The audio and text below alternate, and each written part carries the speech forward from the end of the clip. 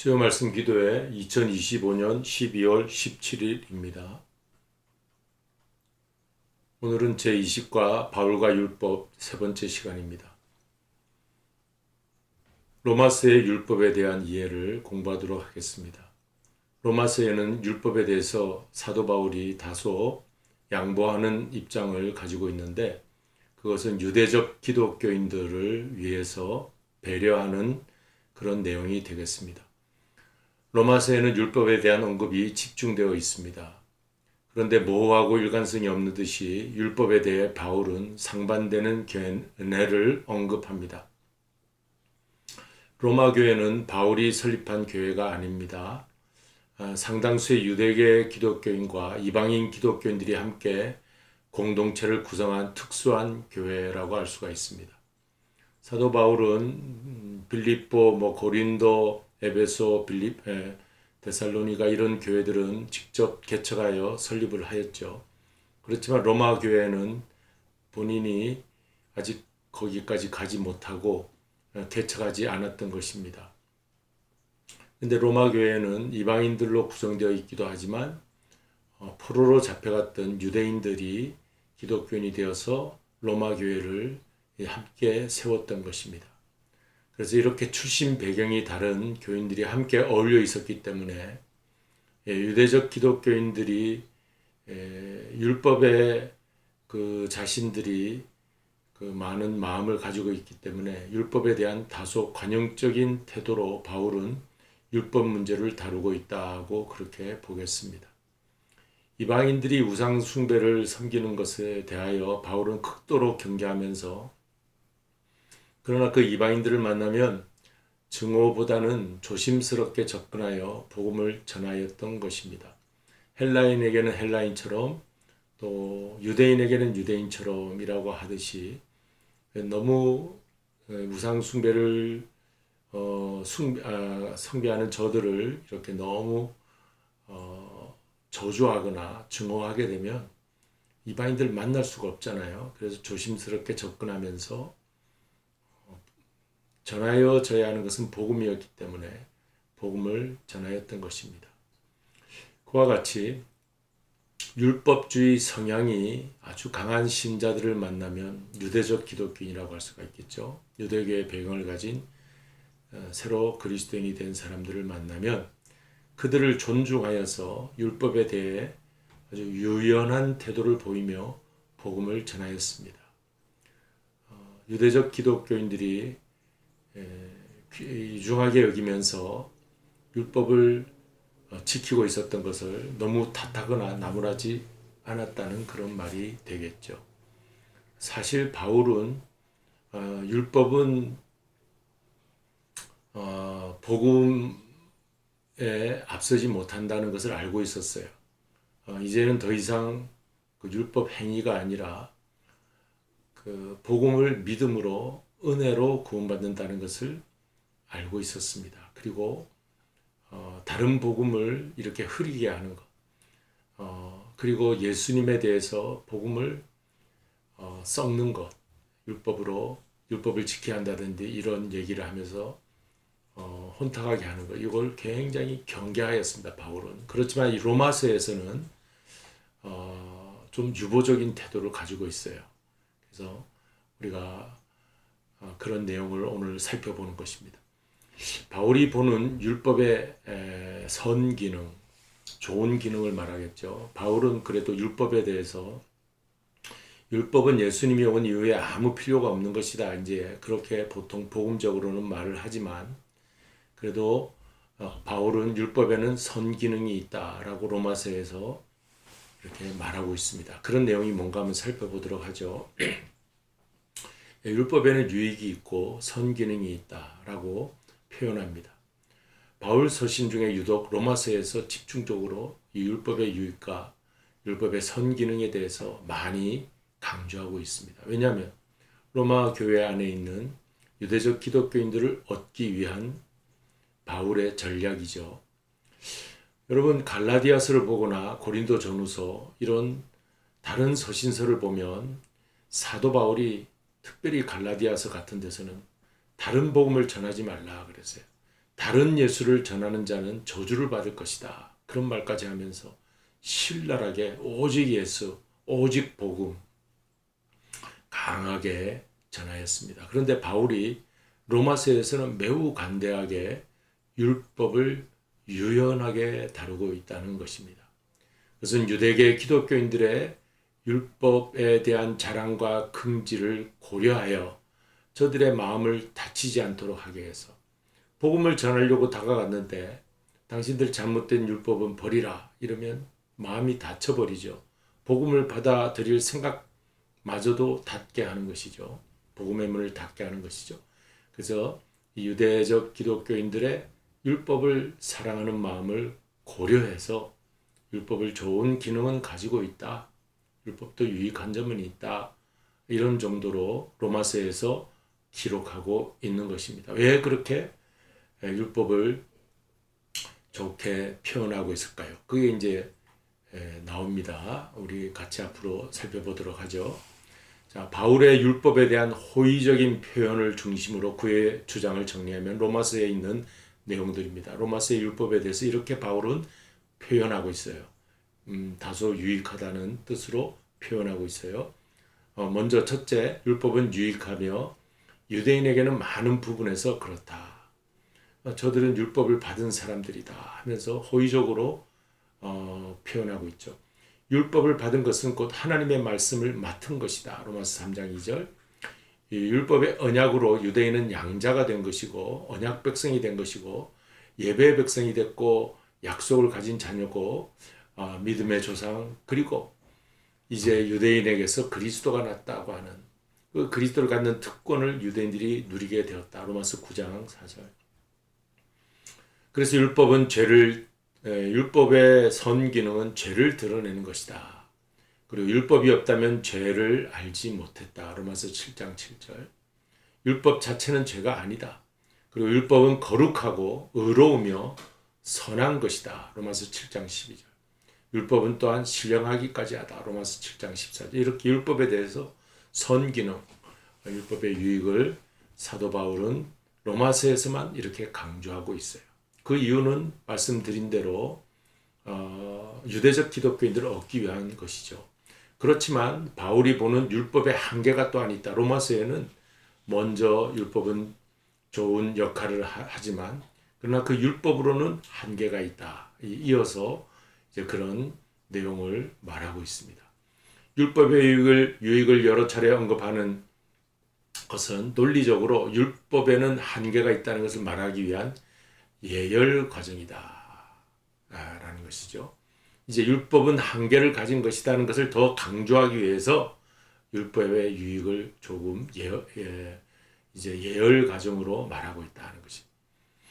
서서히 이제 온도를 높이고 있는 것이죠. 율법보다 복음이 훨씬 더 유익하고 복음으로만이 우리가 구원받는다는 것을 바울은 잘 알고 있습니다. 하지만 그 복음으로 나아가기 위해서는 또 율법의 선기능을 말할 수밖에 없는 거죠. 왜 복음이 필요합니까? 우리가 죄인인 것을 깨닫게 하는 것이죠. 그 죄를 깨닫게 하는 건 누가 깨닫게 하는 겁니까?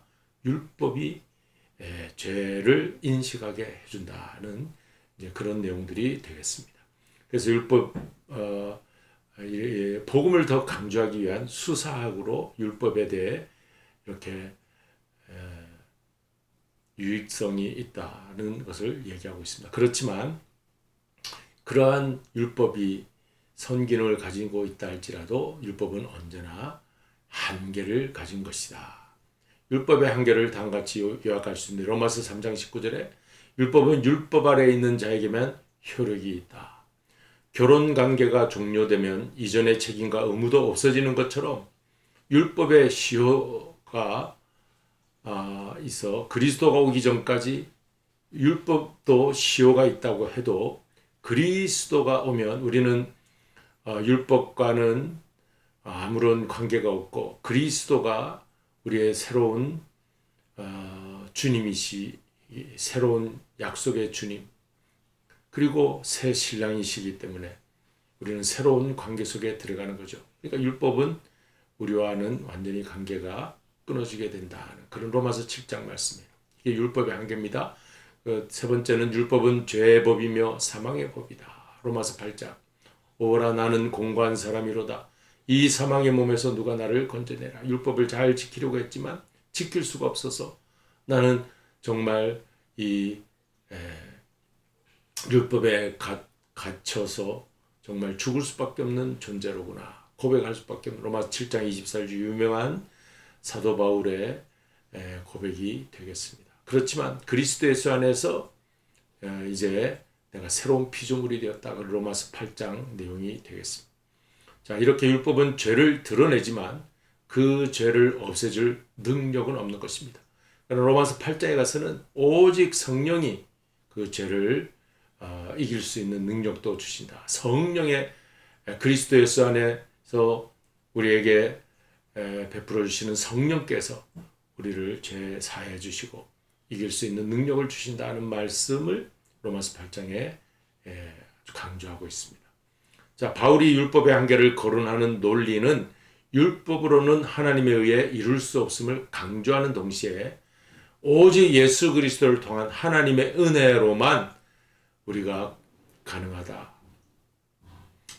우리가 구원받을 수 있다. 이게 복음이라는 것입니다. 복음의 내용입니다. 그리고 율법의 마침은 바로 예수 그리스도이다는 것을 강조하는 것으로 사도 바울은 율법에 대해서 모든 것을 완성하신 분이 예수 그리스도라 분명히 못 받고 있습니다. 로마서 10장 4절에 그리스도는 모든 믿는 자에게 의를 이루기 위하여 율법의 마침이 되시니라. 그리스도가 율법의 마침이에요. 이 마침은 완성자라는 뜻이죠. 이루셨다는 뜻이죠. 율법을 완전히 이루셨다. 율법을 끝내셨다. 율법을 완성시키셨다. 누가? 그리스도, 예수 그리스도가. 예수 그리스도 안에서 율법이 완성되고 맞춰지고 다 이루어졌기 때문에 더 이상 율법으로 돌아가서는 안 되는 거예요. 유대적 기독교인들이 마치 율법으로 그래도 그 율법을 좀 지켜야 되지 않냐 하는 옛 습관에 남아있는데 마치 오늘날 안식교인들은 그 구약의 율법 사고방식에 빠져서 아직도 그리스도 안에서 해방받지 못한 그런 내용들을 안식교가 가지고 있는데 마치 유대적 기독교인과 같아요. 그러나 오늘 우리는 그리스도 예수 안에서 모든 것이 이제 완성되어진 구원이 이루어진 그런 복음을 가지고 있습니다. 더 이상 율법이 아닌 복음을 가지고 있는 사람들이 하나님의 은혜의 복음을 가지고 있어요. 그래서 이 은혜를 붙잡고 오직 믿음으로 예수를 우리의 구주로 삼을 때 우리는 구원받을 수 있다. 그러한 오늘 말씀을 우리가 배웠고 사도 바울이 이것을 강조하고 있는 로마서에서 그래서 율법의 선기능 유익성도 얘기했지만 전반에는 후반에 가서는 오직 예수 그리스도를 믿음으로 우리는 구원받는다. 그것만이 하나님의 의를 이룬다. 이것으로 로마서를 마치고 있다. 바울 신학을 오늘 이렇게 공부했습니다. 이것이 바울의 의에 대한 하나님의 의에 대한 그의 사상인 것입니다. 우리 복음성가 나누도록 하겠습니다. 세상은 들리고 사람들은 변하여도 나는 주를 섬기리. 주님의 사랑은 영원히 변하지 않네. 나는 주를 신뢰해. 오직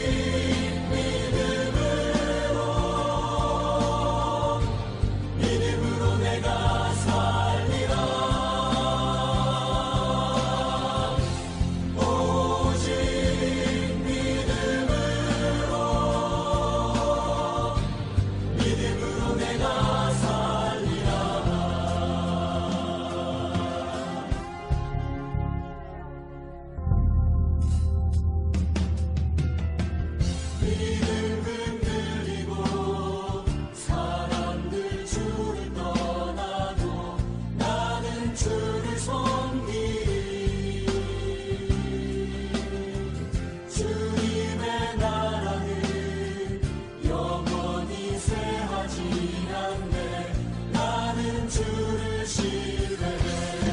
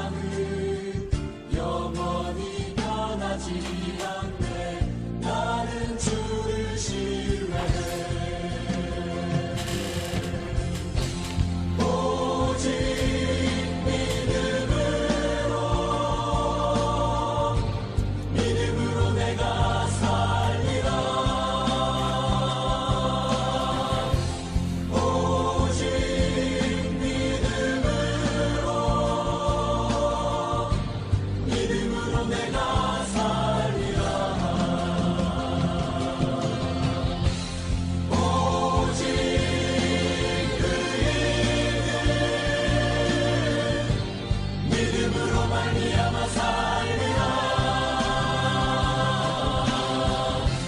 오직 의인은 믿음으로 말미암아 살리라 오직 의인은 믿음으로 말미암아 살리라 오직 의인은 믿음으로 말미암아 살리라